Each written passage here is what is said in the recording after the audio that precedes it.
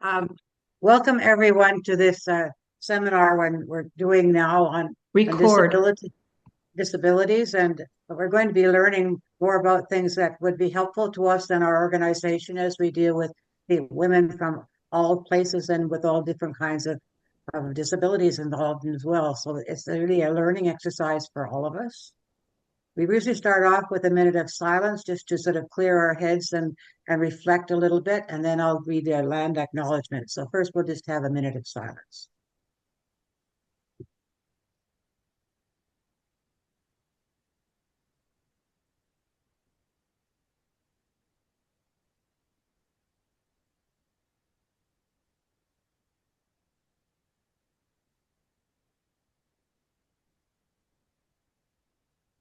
Thank you.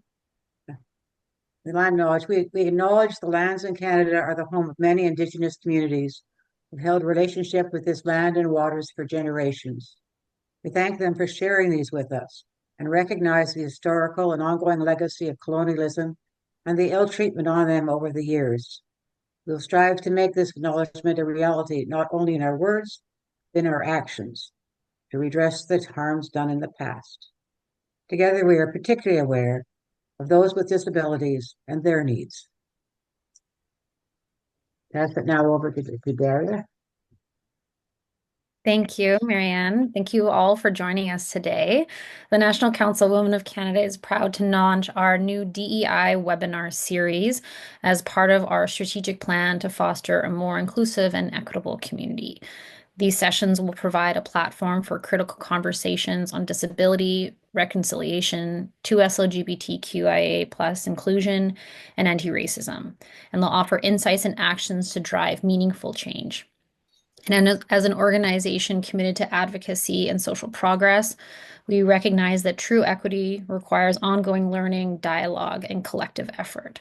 And so I encourage you to join us for all the sessions that we're having this spring as we engage with experts and community leaders to deepen our understanding and commitment to diversity, equity, and inclusion. And for our first session this series, we have Dr. Nancy Hansen, who will help us explore disabilities from a foundational perspective, centering on the experiences of women with disabilities.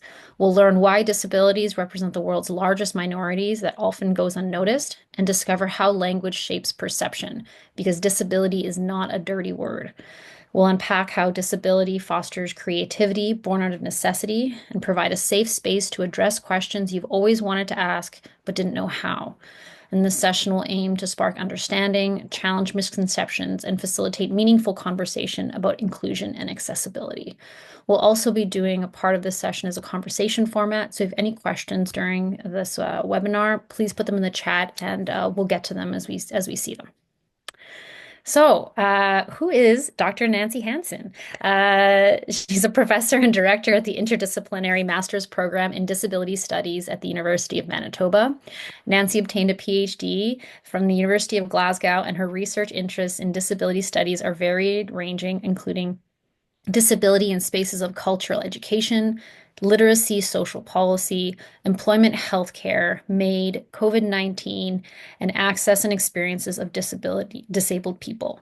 She's a co-editor of the Routledge History and Disability and Untold Stories, a Canadian disability and history reader. In addition, Nancy has written numerous book chapters and contributed to various international academic journals. The latest Horses, Wheelchairs in Place, Dehumanizing Disabled People in Scottish and Geographical Journals. So welcome, Nancy, and over to you. Thank you very much. And thank you, Daria, for your kind invitation. I'm thrilled to be here. And thank you for having it in format that makes it very accessible for me. Just so you'll know, I am a proud four-legged, yes, I use crutches for mobility, disabled woman, and I'm cisgendered and heterosexual, which gives me a certain amount of privilege, right? If I'm white and cis and heterosexual, that gives me privilege in this community. So I am a member of the world's largest minority, but wherever we show up, it's always a surprise. I don't know where we're supposed to be, but we're never supposed to be where we are. It's always a surprise when we show up. There are 1.3 billion of us in the world, right? 27% of the Canadian population, 29%, almost 30% in Manitoba, which is where I'm coming to you from, which is Treaty 1 territory. And we have the dubious distinction as a group of living in poverty, dying 20 years earlier than the average person. This is global statistics. Uh, we have poor access to education, poor access to employment, poor access to housing. Things are changing, poor access to transportation. But there's always been kind of a residual approach to accommodation of disabled people because the expectation around what disabled people are capable of, the bar is set so low that if you can roll out of bed and remember your own name, that's considered exceptional. So hopefully we can move beyond that today. The fact that I'm talking to you as a disabled woman tells you that there's been some progress in that arena. My job here today is to make you as comfortable with disability as you possibly can be, right? Because disability is a group that any of us can join at any time. It is completely non-discriminatory, right? So if one lives long enough, there's a good chance that you will become a disabled person. So the more comfortable you can get with disability from the get-go, the better off it's going to be for everybody. So, okay. What should I talk about? The fact that why do we have different names for disability rather than disability, right? Um, Special needs makes the hair raise in the back of my neck because it's not special. They're just requirements that we need to do to go about our daily business, right? That we as disabled people aren't suffering. Sometimes there is pain involved, but we don't suffer. We don't want pity. We don't want to be, we want our disabilities to be recognized, but we don't want to be subject to segregation or colonization or elements that separate us out from the population at large. We just want to go about and live lives as fully as we possibly can in the way that non-disabled people do. By the way, I use the term non-disabled because I don't exactly know what able-bodied is, right? So, I mean, a I would consider you all to be non-disabled, but I won't jump up and down and scream if anybody uses the term able-bodied, right? But just ask yourself where that comes from and what exactly that is, because I'm not sure.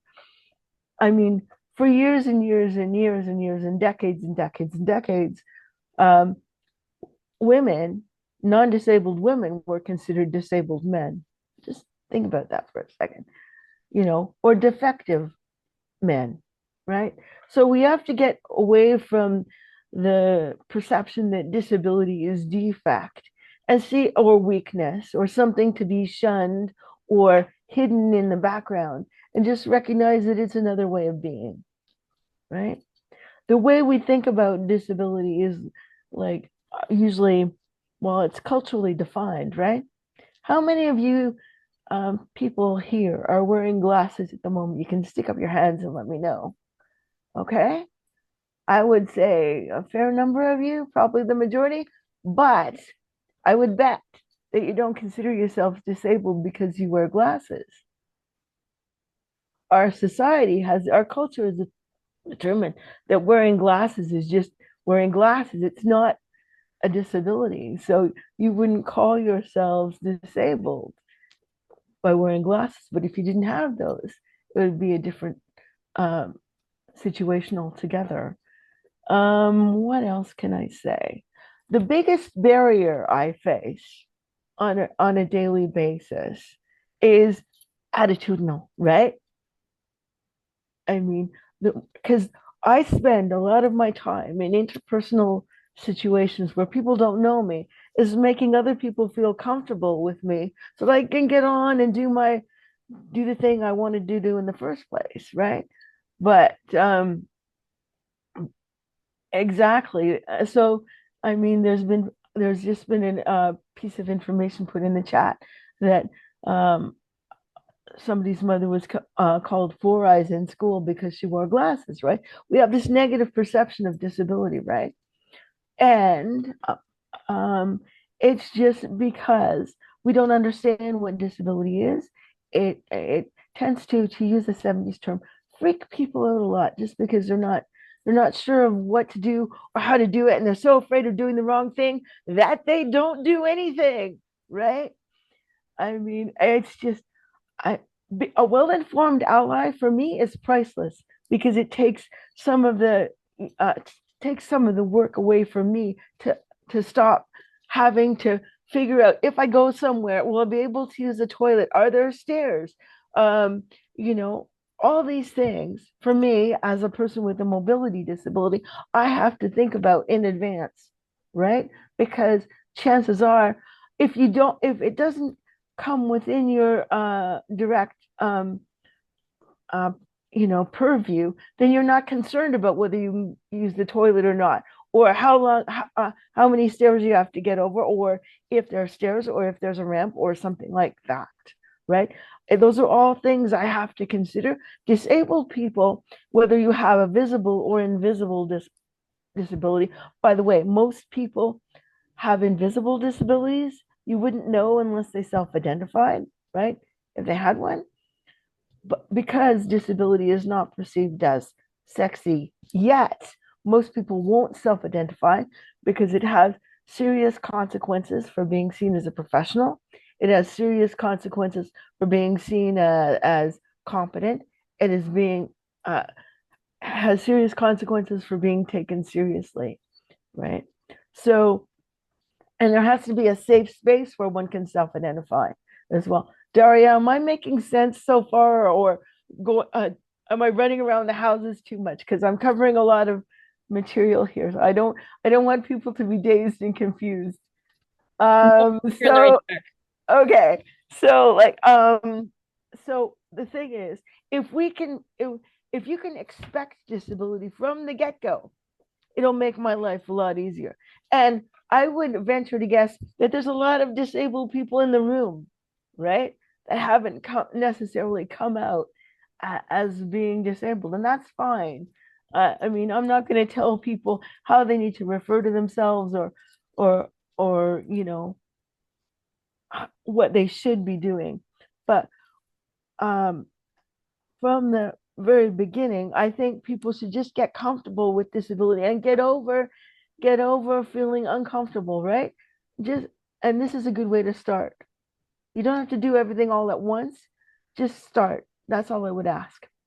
I really don't have a lot more to say. I would rather answer your questions or have a conversation with Daria because we've been talking about this for a couple of weeks now. So let's get into it. Great. So Nancy and I went over a few. Oh, sorry, Penny, you have a question? Yeah, my question was listening to you talk about disabilities. What do you feel about how the government defines somebody with disabilities? Because there are certain limitations, right? I mean, I'm presuming that they don't, like, programs that are directed to people are limited, right? Am I right or not? Well, yes. In that, um, first of all, we're not the ones. Disabled people haven't been involved in any of the development of legislation or programs and services, right? So, and if I can bring this, I wasn't planning to bring this up right now, but medical assistance in dying is a major area of concern for disabled people because under the legislation right now, um, you can have a disability and be put at the front of the line, and disabled people aren't being asked to be put at the front of the line, right? You shouldn't be at the front of the line for death. As I mean, I'm not making this up. MAID has been suggested for poverty alleviation, for a lack of ramps, for a lack of accessible housing. You know, call me an extremist, but I don't think death should be the answer for lack of accessible housing in this country. That's just me. And I mean, people with disabilities want dignity and respect, right? They don't want a needle stuck in the arm. I mean, I'm not against medical assistance in dying, but I think we should consider elements of palliative care and not assume that disabled people are simply sitting around waiting to die, right? Because we're not. And a lot of the concerns that were raised by disabled people when the legislation was first introduced, not let alone the amendments that are being talked about now. Disabled organizations raised a lot of concerns, and we were dismissed as extremists. And yet, all of the concerns that we've raised have come to pass. I know that was not exactly what you were asking, but it's very problematic around legislation, so any kind of legislation associated with disability, because we've not been involved in its formulation at all. Dolly, you have a question? Yes, I was wondering, is there any distinction between disability with somebody who's born with or somebody who's I'm one of acquired? those. I'm one of those. I have cerebral palsy for those of you who like labels. Um, but most disability is acquired in adulthood, which means there's a big shift.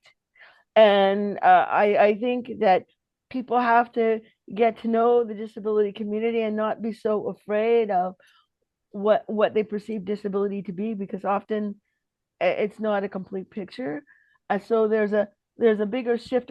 I'm in the body I've always had, and like I've said before, I think it's quite sexy. The rest of the world has to sort of catch up with that, but and I've never wanted to hide my disability anyway. And even if I wanted to, which I never did, I couldn't walk in a room as a four-legged woman and say, "Who me? I'm not disabled," you know. But so you just have to get comfortable with what you've got, and that comes with having dignity and respect, right? We don't want pity, we don't want handouts, we want dignity and respect and a livable income and an opportunity to participate just the way any other non-disabled adult would participate in society at large. But if somebody acquires a disability with an accident or some sort of an illness later on, is that on the same level? I think there's a shift because you're getting used to a new body. But other than that, I think that people need to understand that disability is not uh, it makes differences in your life. It doesn't necessarily change the quality of your life. It all depends on how you look at things, right? And the information you have. A lot of the perceptions we have around disability are based on outdated stereotypes, myths, and misconceptions, right? Yeah, thank you. You're welcome. Daria. Wonderful. So we have a series of little conversations, of little questions that Nancy and I sort of put together for this session. And if anyone would like expansions on them, please raise your hand or go into the chat and we can expand on some of the questions. The first one piece that we want to talk about is we want to talk about that intersection of being of gender and accessibility, and looking at, your experiences as a disabled woman and how that shaped your perspective on gender and accessibility. Well, I mean, I think it's important to recognize it's not just gender and disability, it's sexuality and disability, it's racialization and disability, it's indigeneity and disability.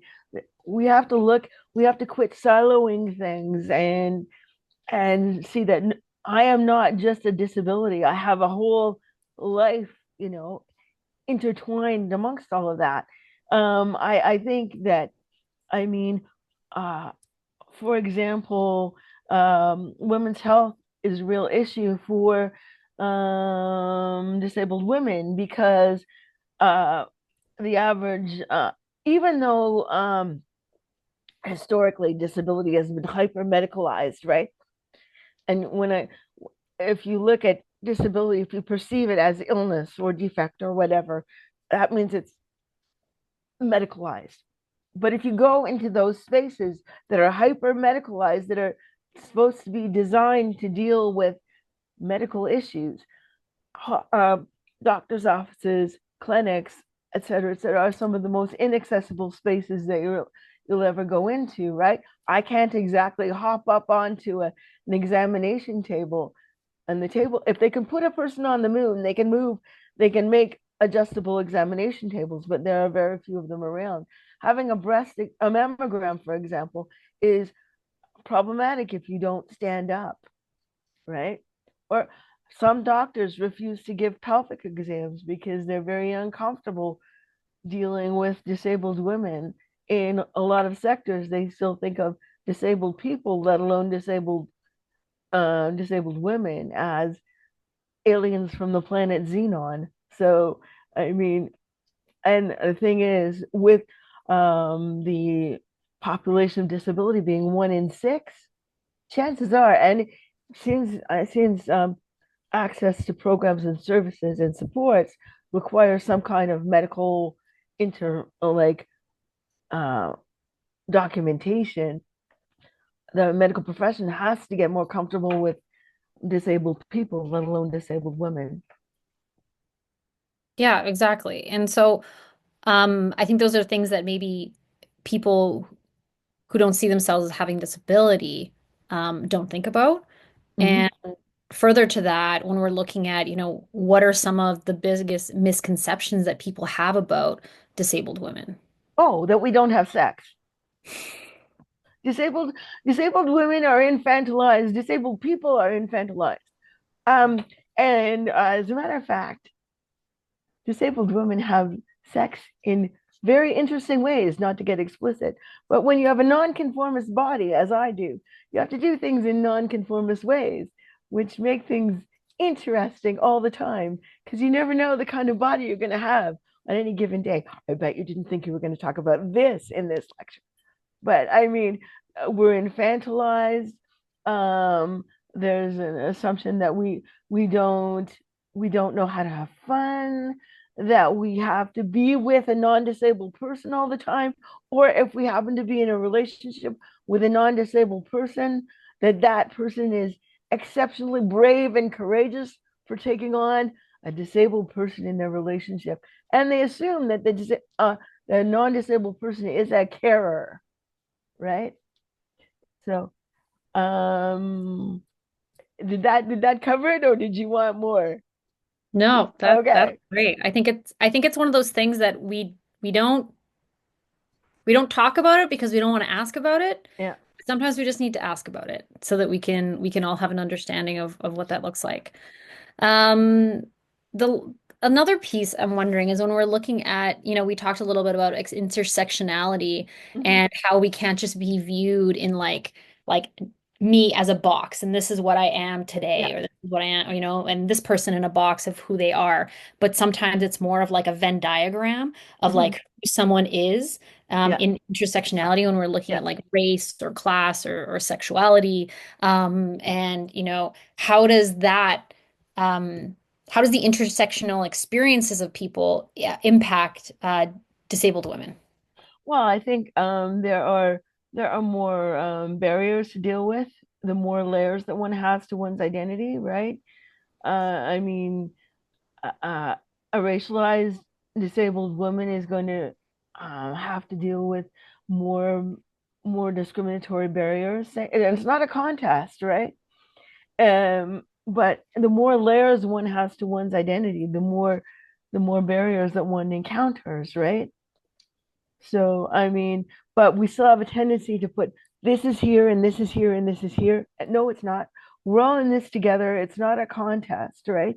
And if you can recognize that it's not dueling identities, although that's the way that programs and services are kind of laid out at times, right? And that prevents coalition, if you will. If you're all competing for the same small portion of pie, what people haven't figured out yet is that you can make more pie.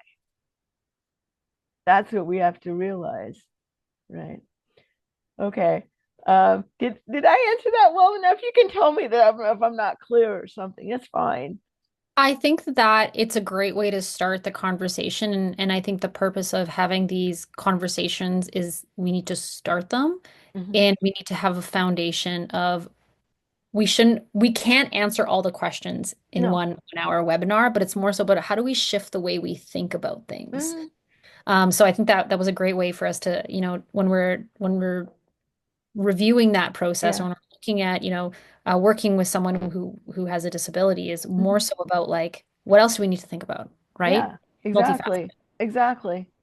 Exactly. And another thing that I wanted to talk about was like the language that we use when we talk about disability. I think that like when the title of this is disability is not a dirty word. People are always like, oh, do we just call it accessibility or do Oh we, God. when we talk Sorry. about like, right? Yeah. Or like person first, like Oh person yeah. with a disability versus like Yeah. a disabled person, like it's that language. We can't even start talking about it because we don't even know what language to use. Just your thoughts on that and like on person first versus person with disability, accessibility, the language that we use Okay. just talking about disability. Okay. Well, first of all, yes, disability is not a dirty word. I am a disabled person. I know this. And for me, now, in a lot of government documentation, right, they'll say uh, person with a disability, or whereas in the disabled community in North America and the UK, we say disabled person because it's identity, right? And when for me, I can speak for me as Nancy Hansen, not speaking for the 1.3 billion of us, but for me, I'm comfortable being labeled a disabled person, right? That's fine. When I hear a person with a disability, it sort of reminds me of, you know, A Christmas Carol and the ghost, Marley's ghost, when he was hauling around the chain there. That is not it, but that's what it seems like. Or living with. Another one is living with a disability. Do we live with gender? Do we live with racialization? Do we live with indigeneity? No, we don't. I don't know why disability is sort of singled out for this specialized treatment, right? These all these little idiosyncrasies. I heard persons with exceptionalities. What the heck is that? I don't know. Like, I mean, all these names were special needs. No, no, no. Special needs is code for better than nothing, or that will do, because the people making those decisions don't ever feel that they'll be having to deal with that particular situation. So that's okay. No, no, no. All these little nomenclatures that have been developed around disability haven't been developed by the disability constituency, right? And I don't know who they're making feel better because it doesn't work for me, you know? And you have Mhm. to ask yourself, what are, who is this better for, right? Right. And we talk about like the societal attitudes towards disabled women and like how language can influence that. Oh yeah, oh yeah. I, if we talk about the way that disability is talked about, like um in a lot of textbooks, there's stuff like comorbidity. Blech. I mean, nothing says positivity like comorbidity, and like suffering from, afflicted by, stricken with, blech, those are all, um, those are not value neutral terms, right? If you use terms like that, you're automatically projecting societal discomfort onto the terminology, right? So disability just is, I have cerebral palsy. And now that we're talking, it doesn't matter what kind of disability a person has, right? What I want to know is what kind of supports do you need? What kind of accommodation do you need to be able to participate? The type of disability doesn't matter, right? Well, yes, it does to an extent. Like a person who's deaf may not necessarily require a ramp, right? But I mean, what I need to know is what you need to be able to participate. That's it. I don't need to know what got you there in the first place. Yeah, exactly.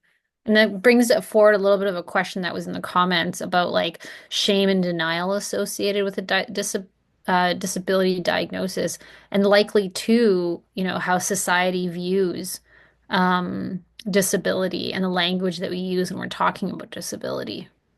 I think if we can just start using value neutral terms around, and I think it's really great that people have started talking about mental illness, right?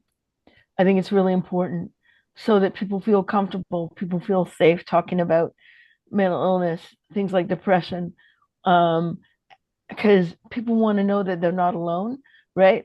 And that there are supports out there for them, and they don't have to be shy. They can come out of the closet and talk about disability in the same way that you would talk about anything else, right? And as I said, it's not a contest. We're a coalition of different identities working together, or a combination of identities working together, right? Yeah, exactly. Someone had also put in the comment, in addition to, well, before we couldn't talk about depression, and now that's sort of, coming forward more as being something societally acceptable to talk about, being Mhm. the comfortability about talking about depression. But still, schizophrenia, for example, they bring up in the chat, that's still, there's still so much Yeah. stigma Well, associated look to at that. your average movie villain, or some kind of horror. It always excuse me, plays on the worst stereotypes, right? And I mean, and we have to get away from all of that stuff and just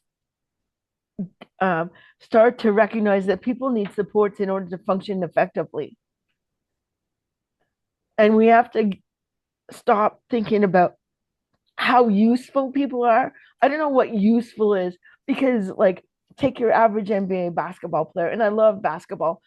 They're playing for like 40 minutes a week, and they're getting paid bazillions of dollars. I'm being somewhat facetious here, but we have to sort of recognize how we arbitrarily place value on some things and devalue other things, right? Arbitrarily. And it's complete arbitrariness. So we have to start really talking about things and really asking questions when things are problematic, like perceptions and stereotypes around things like schizophrenia, right? And ask why ask simple things. I know I just did my media and disability class, and we were talking about why is the Motion Picture Academy. So they like films on disability, but they don't hire disabled actors, right? And people, there are very few disabled people involved in front of or behind the camera, and the media can be such um, a vehicle for changing stereotypes around aging, around gender, around disability.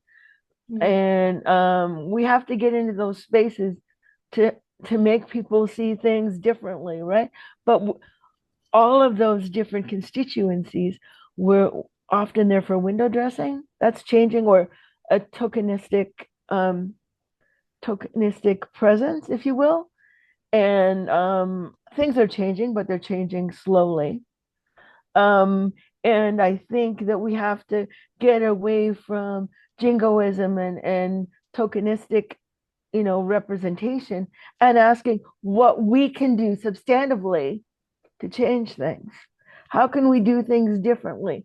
Are we doing things because we've always done it that way? Because that's what keeps people, whatever marginalization they're experiencing, where they are, right? So what can we do differently in order to uh, open things up more? I We had don't had know. that discussion a little bit, like when we talk about like media perceptions, and there was a Disney movie that you had recently told me about that I was gonna Yeah, watch. Do you want to speak a little bit more on it's that, more of it's like the called opposite end? it's called Out of My Mind. It's about uh, a girl with CP, and that's not why I think it's a great movie. It's a great movie because, surprise, they have a disabled actor playing a disabled part, living a life to the fullest degree. She's not moping in the corner. She's living a life, and she's dealing with the barriers that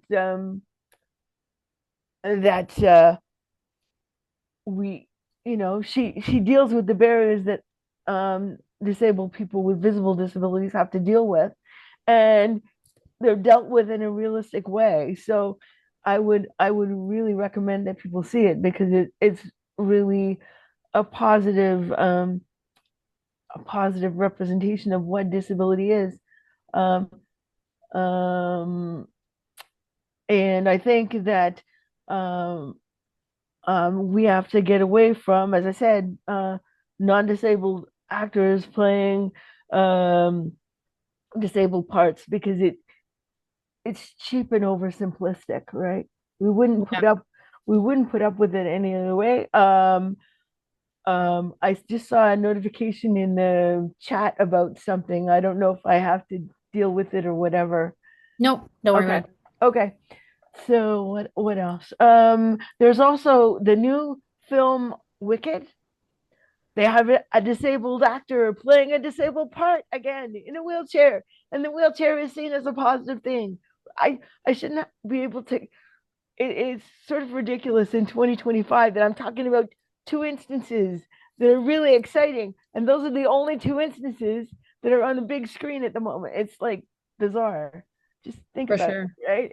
So, I'm now wondering if we can shift a little bit sure. to when we talked about like creativity and resilience. And as part of your opening, we talk about how disability is creativity out of Necessity. necessity, and how women with disabilities have to be innovative in their response to barriers, Oh yeah. and what lessons can non-disabled individuals and organizations can learn from those adaptive skills and the resilience of disabled women. Okay, I can use myself as an example, right? Because I'm the disabled woman that I know best.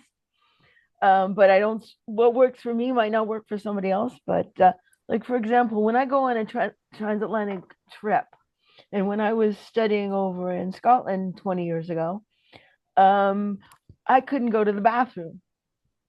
So what I would have to do is not drink for 8 hours and probably 3 hours before that because the toilets weren't accessible and my crutches are seen as a hazard to public safety.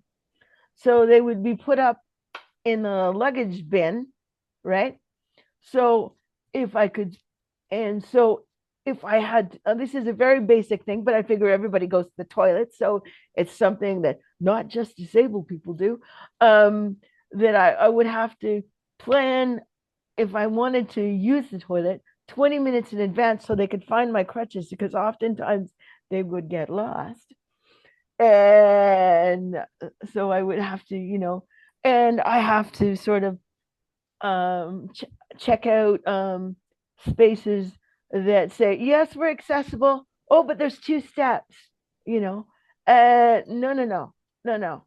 And you have to sort of rely on Street View a lot to check out at least the outside of a space. I have to, I seem to be fixated on toilets a lot, but when you gotta go, you gotta go. So a lot of, unless it's written on, like, if an event is accessible, unless it's written on it, you'll assume that it isn't, right? Um, Buffets are a real problem for people that have their hands full all the time, just standing up. Like a friend of mine who is blind and has a seeing eye dog, um, um, doesn't can't use buffets because her hands are full all the time, right? It's so that's problematic. What else?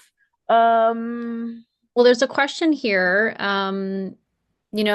When we're talking about safety planning and there's so few resources to address barriers to safety, if we look at it from the people around the table who are all majority are belonging to women's organizations. What role can they play to reducing those barriers? What do you mean by safety planning? Do you mean egress from a building when it's on fire? Do you mean access to um, women's shelters, for example, stuff like that? Um, I think what they mean here is like, well, I'm assuming, unless Megan, you would like to uh speak on this a little bit. Sure. I was just wondering because safety planning is so important in the lives of women, as far as all of the things you've mentioned, but also just preparing a safety plan to go out at night to the grocery store, meaning to just have a plan in place should anybody follow you or come after you, that we can, or that people can look at and say, okay, these are the steps I have planned in, as I move forward into the community space. well, most people don't go out at night, actually, So can because I ask though, would because they go out at night if they felt safer? uh, well, depending on the individual, because transportation is an issue for people Yeah. with mobility disabilities, right? You have to, you can't be spontaneous as a person with a mobility disability, right? Because you have to plan your trips 7 days in advance, and there's no guarantee that you're going to get the trips you want, right? So you have to be hyper organized, creative, uh, out of necessity. Now, um, I don't have that. I don't have to rely on stuff like public transportation, parallel public transportation, because I have resources. But it's important to remember that my income level is less than 2% of the disabled population, right? Most disabled people live below the poverty line, not because of their disability, just because of the barriers that they encounter because of the lack of access. So um, I would suggest that you contact the disabled disabled women's network to get a more sort of fulsome um, approach to this. But I would say having an, a safety plan is not first and foremost on most disabled women's to-do list. I mean, it's important, but it's not the number one thing. Most disabled people, let alone disabled women, don't go out a lot at night because a lot of night spots aren't accessible. Um, uh, Going to the grocery store, you're going to do that during the day because there's more people around to provide assistance. Um, and um, when you, I mean, to be aware of your surroundings, especially in the wintertime and stuff like that. Sidewalks aren't cleared properly. Ice is a problem. I mean, um, so you have to sort of approach things differently. And um, all that being said, the rate of sexual assault among disabled women is 2 to 10 times higher than the non-disabled population, right? And it's still difficult for a lot of disabled women to be seen as credible because of what we've discussed as credible witnesses because of what we discussed earlier too. Um, I don't know if I answered that correctly, but Well, I'm not asking for correctness. I'm just asking if you could answer it to the best of your ability because this is such a great learning opportunity for all of us. okay. Yes, Okay. I think you're just fabulous that you've. Well, I would get okay. I don't know if fabulous I necessarily think you're fits in here. fabulous, and I'm really enjoying your presentation and learning a lot. So thank you. Okay, you're welcome. Building upon that of organizations that, want to ensure that they're, being inclusive. What can they learn from that? Like the resiliency of disabled women. And, if they're there at your event, they likely had to um, go through a lot of barriers in order just to be there. Yeah. So what do organizations need to know about that? Well, I mean, you can't be spontaneous again, because, and you can't change things at the last minute, because that will impact on who gets it. I can use my husband, like I'll use my husband as an example. Yes, he's a wheelchair user. No, I didn't marry him because he's disabled. I married him because he's dead sexy. But so getting beyond that, um, he was supposed to present at a Senate committee, but it was canceled because Parliament was prorogued, right? So they said it's canceled. Sorry about that. Last night at 7 o'clock, he received notification that, oh, surprise, we're back on again, and for next week. And my husband said, sorry, I can't go because I have a schedule, and you can't sort of change things on the fly because there is scheduling involved, right? So I think, first of all, putting on a notification on any stuff, any material that you're sending out for a public event, uh, uh, put a notation that if you require access, if you require some kind of accommodation for access, please let us know by X date or whatever. If sign language interpretation is always nice. Um, having a hybrid presentation, like in the room and on Zoom, makes it easier for people with mobility issues, transportation issues.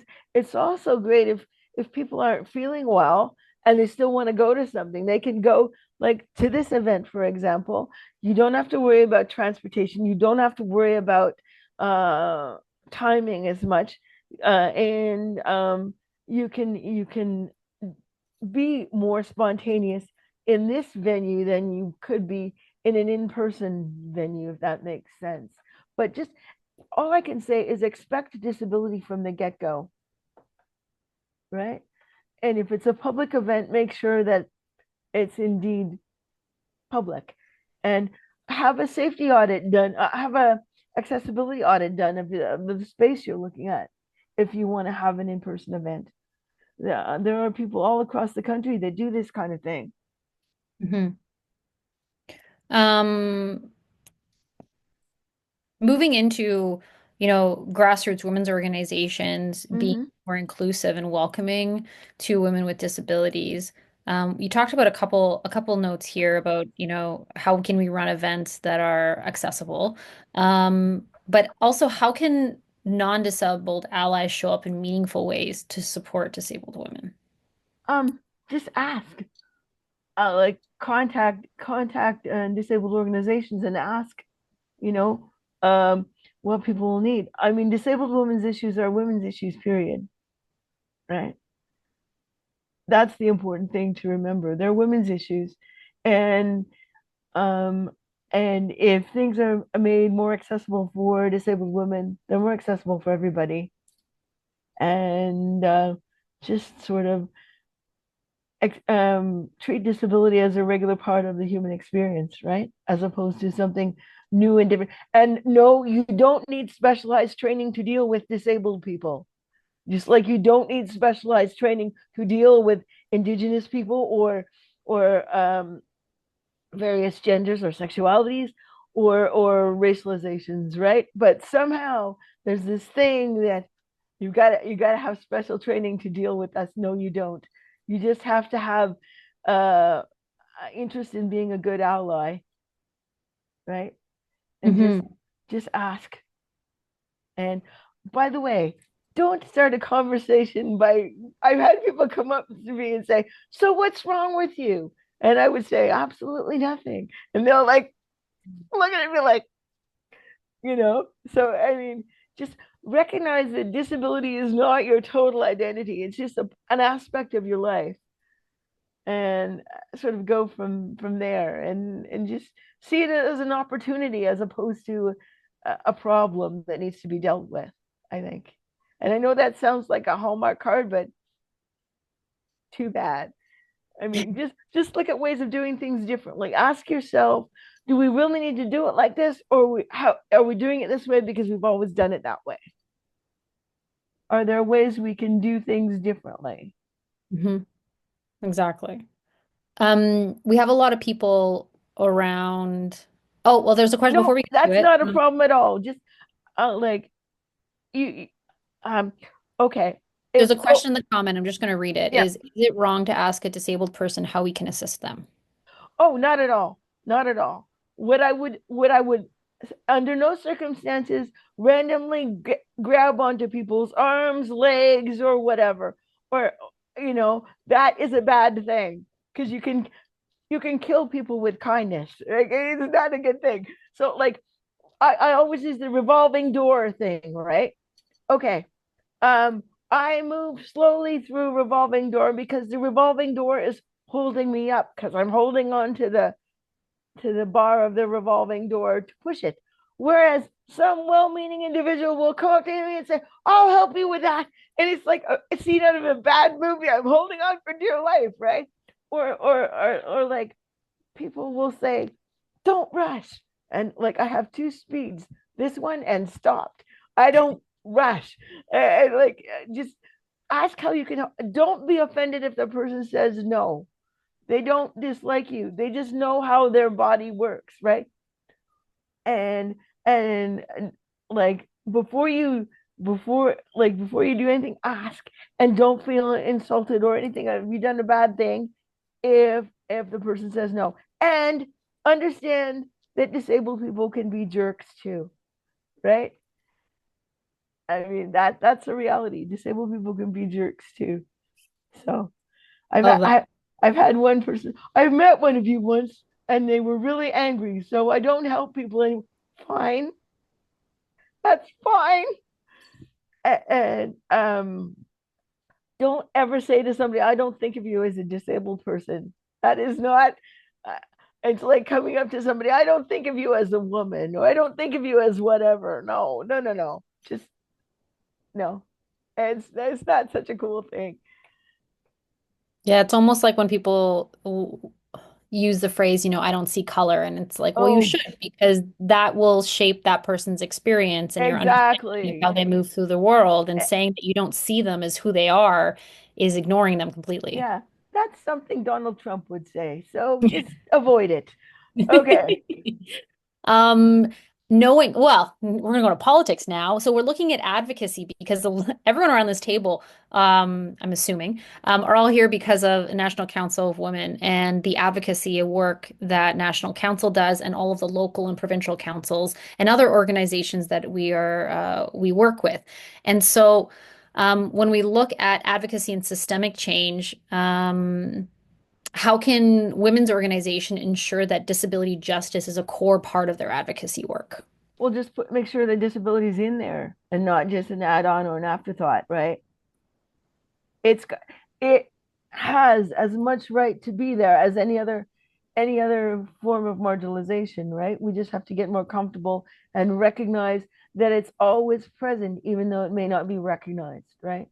Mhm. So, I mean, as I said, a well-trained ally is priceless because we can't be everywhere all at once. And it's not just our issue, it's everybody's issue, just like it is for racialization, indigeneity, gender, sexuality, and, all the other marginalizations, right? Or combination thereof.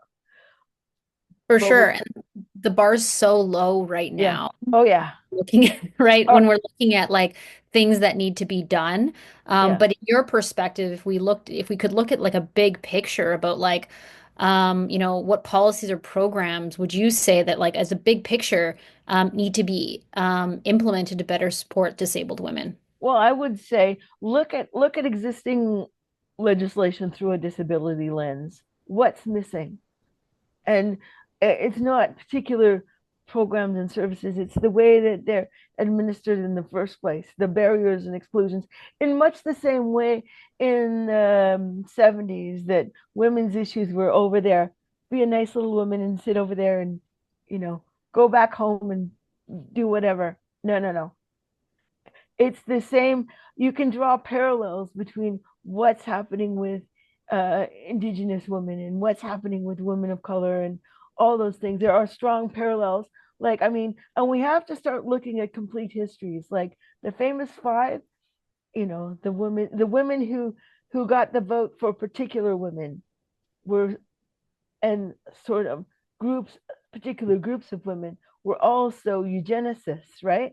And that's not to ignore what the famous five did, but we have to look at the complete picture and recognize that, like, if I had lived in BC or Alberta up until 1972, I could have been sterilized against my will, and it was perfectly legal.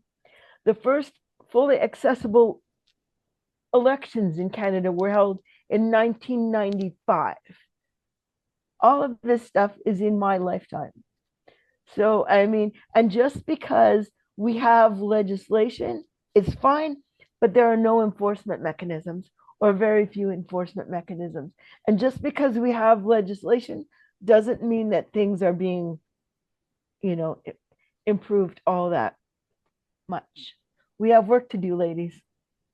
We have a lot of work to do. Right. 100%. And so when I'm thinking about that and what you're saying, when we're looking at, you know, is it a specific policy or is it a program that needs to change? It's really about how do we take all of the work that we do and how do we shift it into, well, how does this affect this population, this group? Yeah. How does it Yeah. affect when we're looking at, you know, the different intersections? It's Yeah. having multiple lenses on everything that we do as opposed to just one thing that we do and then we put it aside and let it grab dust. Yeah. Yeah, exactly.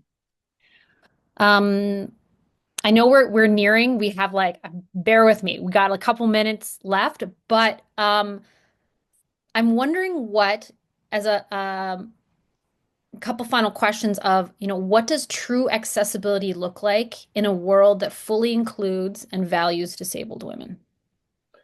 I think you just have to expect disability from the get-go, like as you would any other, you know, element. Just expect it, because if I don't have to think about all the things that I've some of the things that I've discussed today, that will make I can spend my energy doing what I want to do in the first place, right?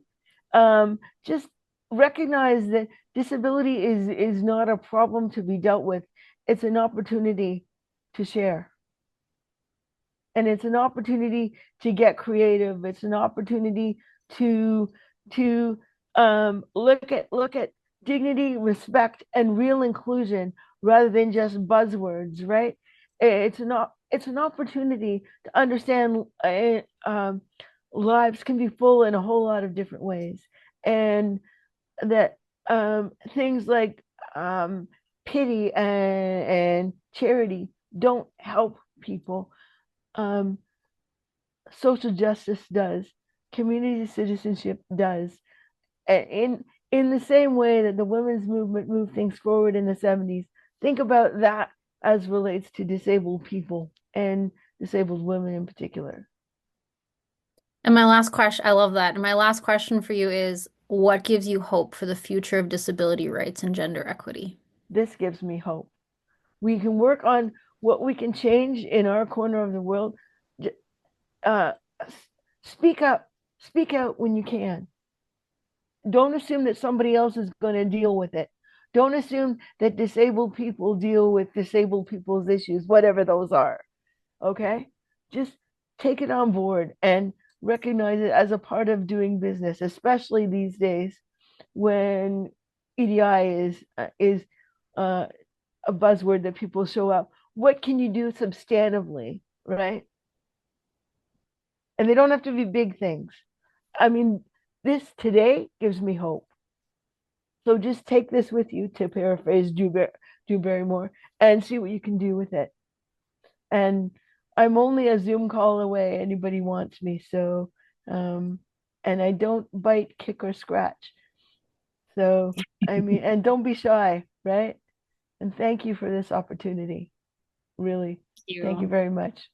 Thank you. Thank you a million times over, Nancy, just for sharing not only your insights, but also your lived experiences with us today. I know we all really appreciate this conversation. I think just highlighting the importance and recognizing, including women with disabilities in all aspects of our advocacy, and then also how do we build community, right? And because everyone is part of our community, how do we make sure that our community is seen and feels seen and heard? Mhm. Um, and I think it's also a good reminder, as the National Council of Women of Canada, is that we have that responsibility to ensure that disability justice is a fundamental part of our work at our local, provincial, and national levels, that we look at it at that lens, not just as a side part, right? It's everything that we do.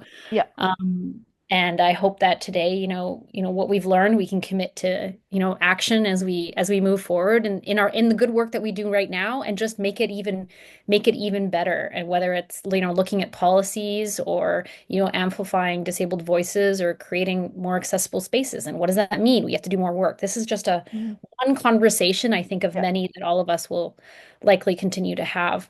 Um, and then we always say, change starts with awareness, but it needs to lead to action. So yeah, thank you so much, yeah. Nancy, Thank for you. this. We can continue this really great work. Thank you very much. And you have my contact details. Feel free to share them. I'm fine with Perfect. that. Thank you very much, ladies. Thank you so much, Nancy. And for everyone here, thank you so much for joining us. We are going to be doing our next webinar in our series on February 27th, and that's going to be on resilience and reconciliation with Denise Nadon. And we'll be sending out more information. You'll receive it from National Council. Please continue to share the information for sign up for the webinar so we can have more people participate. You can also find the recording of this webinar will be on our socials and our YouTube. And other questions, please contact us. We'd be happy to hear from feedback from you, and more webinar series in the future. So thank you so much for joining us. And I'm sorry we're a little bit over, but have a good and wonderful rest of your afternoon.